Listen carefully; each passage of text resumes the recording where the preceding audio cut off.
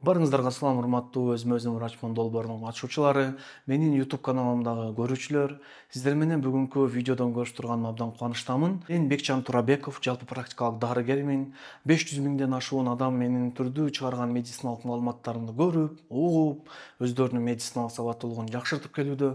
Азыркы учурда ушул кыргыз элибиздин ден соолугун жакшыртуу максатта ар бир жараныбыз өз ден соолугуна өзү жоопкерчилик алсын деп, өзүмө өзүм врачмын аттуу долбоорду негиздеп, азыркы учурда элибиздин сабаттуулугун жакшыртуу менен алектенип жатам. Буга чейин 5400дөн ашуун бейтапты жеке көзөмөлүмдү дарылоо кылып, алардын ийгиликтүү дарылануусун, ийгиликтүү айыгуусун камсыз кылдым. Менин YouTube каналыма катталып, Instagram баракчаларыма катталып, бул видеону башкалар менен бөлүшүп кетиңиздер. Бул видеодо сиздер менен ушул өзүмө өзүм врачмын долбоорунун катышуучулары менен жүргүзүлгөн түз эфирди бөлүшмөкчүмүн. Барыңыздарга ийгилик жана жагымдуу көрүүнү каалайм. Айдайым, сизди угуп атабыз. Угуп атабы? Угуп атат, сүйлөй бериңиз, саламатсызбы? Мен Айда Адылбекова.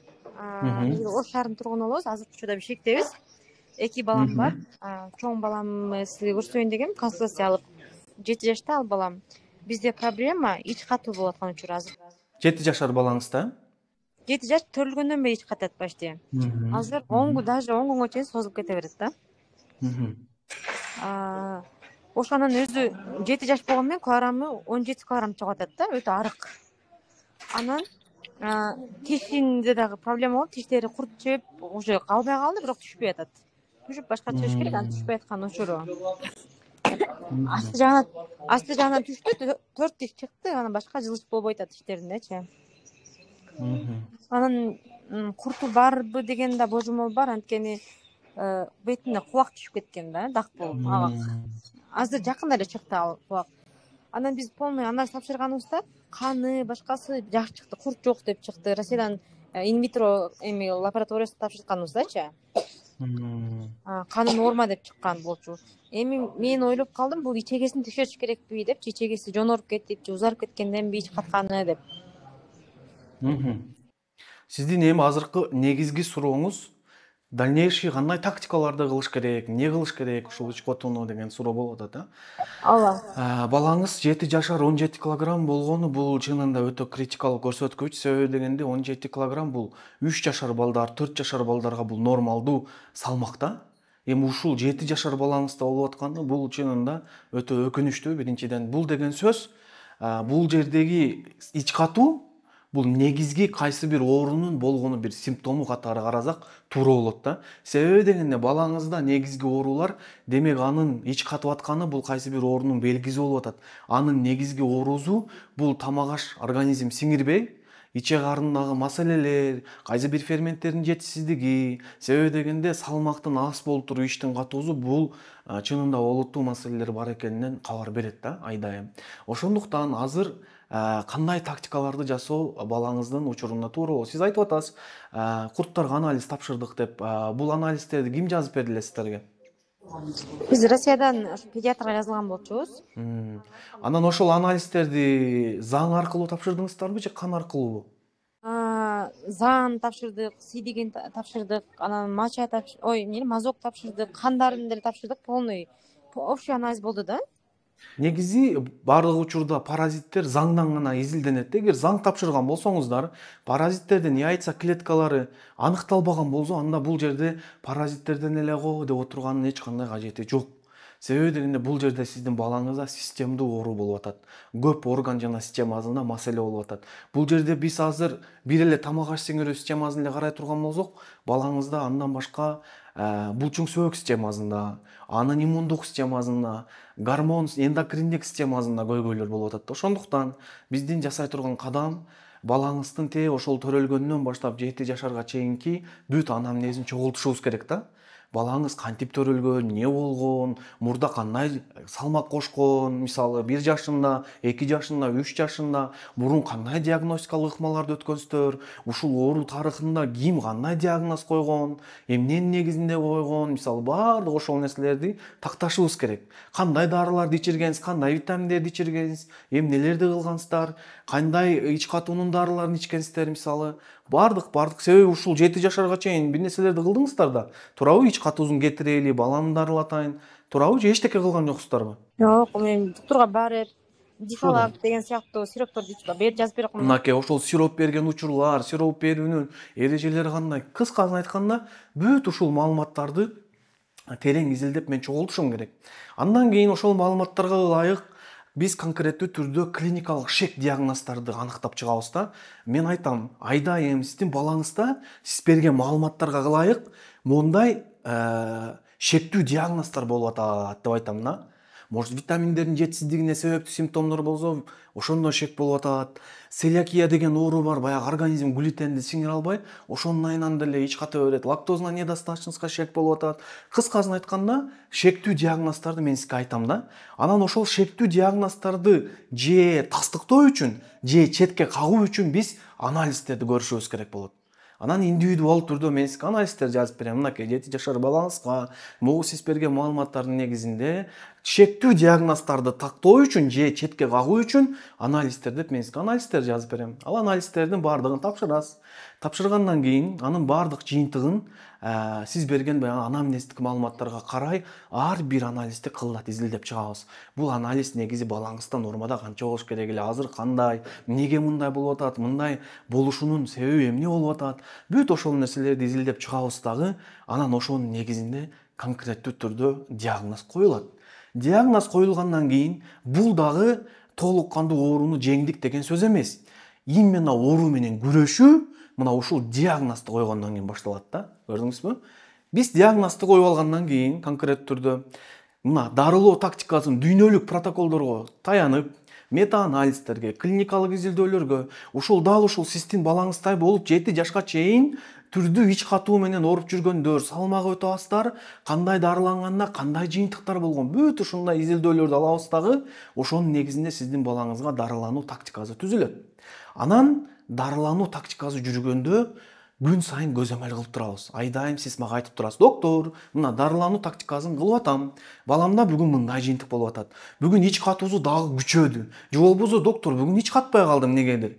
Негедир тамак жегени жакшырып баштады. Салмак кошуусу мына өзүңүз көргөндөй дарылоого чейин мынча болчу эле. Дарылоодо мына 1 ай өттү, мындай өзгөрүптүр. Баламда аппетит ачылды, же башка болду, же мындай кошумча симптомдор болду. Же улучшение болот биздин түзгөн дарылоо тактикадан. Же эч нерсе болбойт. Же ухудшение болот. Биз ошол нерсени анализ кылабыз.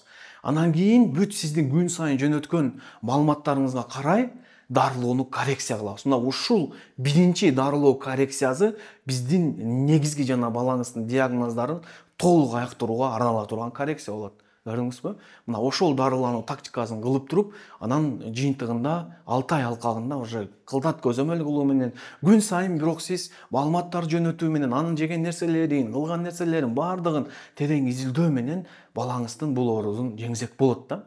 Ич катуу бул чынында жөнөкөй нерсе эмес. Бирок бизде көп энелер буну жөнөкөй эле кабыл алат. Ич катуу бул кооптуу абалдарга чакырышы мүмкүн. Баланын ичеги карны тамак аш сиңирүү системасы бузулса, болду. Баланын бардык жагы бузулат.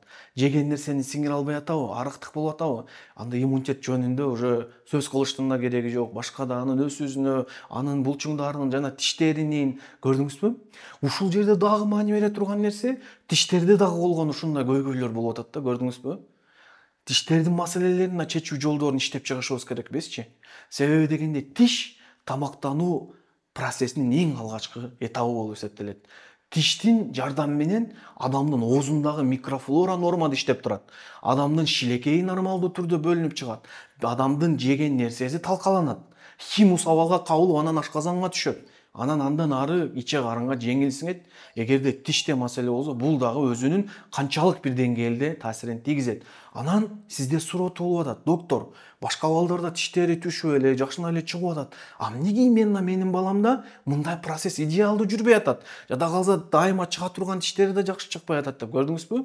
Тиштердин чыкпай атканына дагы, начар болушуна дагы көп факторлор таасир этет. Витамин Д'нын жетишсиздигинин айынан организмге кальций сиңбесе дагы ошонун айынан дагы тиштер ушундай абалга кабылышы мүмкүн да. Темир жетишсиздиги анемиясы бар балдарда тиштердин көйгөйлөрү өтө көп кездешет. кариес, кичине эле баягы таттуу жеп койсо эле бизде көпчүлүгүбүз ойлойбуз тиштин көйгөйлөрү бүт ошо бала таттуу көп жегенден же болбосо тишин башка кылбагандан же аркы кылбагандан. Бирок көпчүлүк учурда баланын организминдеги микро макро элементтердин, витаминдердин, анын жашоо образынан бүт ушул факторлордон көз каранды. Анан албетте гигиеналык нормалар жана башка нерселер бул айтпасак деле белгилүү. Эми айдайым мен сизге балаңыз менен эмне тактикаларды кылуу керек экенин, дарылануу планын айтып кеттим. Эми биздин жасай турган нерсе баардыгын акырындык менен степ бай степ жасашыбыз керек да. Мына ошондо гана. Анан сизге мен азыр эскертип айта турган нерсем, ооба, сиз үчүн как эне катары бул көйгөйдү өтө тез учур чечкиңиз келет. Дароо эле ич катуусун жоготуп ийгиңиз келет. Ар кандай бир нерселерди берип көргүңүз келет, тестировать эткиңиз келет. Может жакшы болуп кетсечи деген ой мененчи. Бирок антип белгисиз жасаган ар бир кадамыңыз тескерисинче сиздин балаңыздын ден соолугуна зыян берип коюу ыктымалдуулугу өтө жогору да. Ошондуктан бирөөлөр бир сиропторду айтса, анан муну бер, куртуна дары бер, альбендазол берсең балаң салмак кошуп калат, ичине курттар түшсө ич катпай калат деп азыр көп энелер өтө кооптуу болгон альбендазол деген препаратты балдарына берип атат да, куртка жакшы экен деп, бендакс деп же ар кандай туура эмес дарыларды. Же болбосо кээ бир энелер ушу балам арык болуп атат, витамин берип койсом бүт көйгөйлөр чечилип кетет го деп ойлошот дагы, түрдүү пайдасы жок витаминдерди беришет. Ошондуктан сизге негизги сунушум мындай кадамдарды жасабаңыз. Тескерисинче далилденген медицинанын негизинде, фактылардын негизинде, терең анамнестин негизинде, терең изилдөөнүн негизинде, күн сайын байкоонун негизинде балаңыздын ден соолугун жакшыртуу керекпиз. Мына ушул золотой стандарт деп коет да. Эң коопсуз, эң эффективдүү жол болуп эсептелет. Түшүндүңүзбү айдайым? ооба түшүнүктүү. Дагы сизде кандай суроолор бар? Баары суроого жооп алдым окшойт. Сиз айткандай мен дагы куртуна каршы элдик айтып аткан неменин берейин деп баштаган элем, жанагы чесноку, Андай кыла көрбөңүз. Баланын ден соолугун ойлоңуз.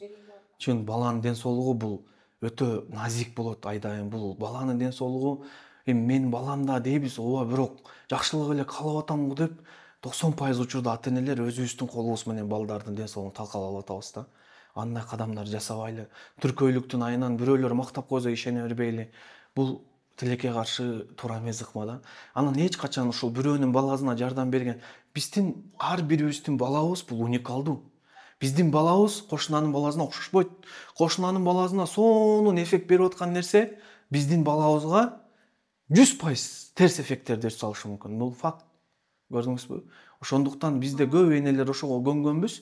Баягы бирөө жарым подружкалар мактаса, тууган урук мактаса, кайнене кайната айтып койсо, кой кылайынчы деп кыла беребиз да. Тилекке каршы бул бала биз үчүн эксперимент жасай тургандай жаныбар эмес. Бала бул толук кандуу адам, организм бул. Тем более баланын организми бул өтө сезимталдуу болот. Өтө кылдат болуш керек баланын организмине бир нерсе кылуудачы. Өтө кылдат болуш керек. Ошол айдайым. Анда сизге баары түшүнүктүү болсо, анда кийинки катталуучуга сөз бере берели. Сөз бере берели. Рахмат. Рахмат.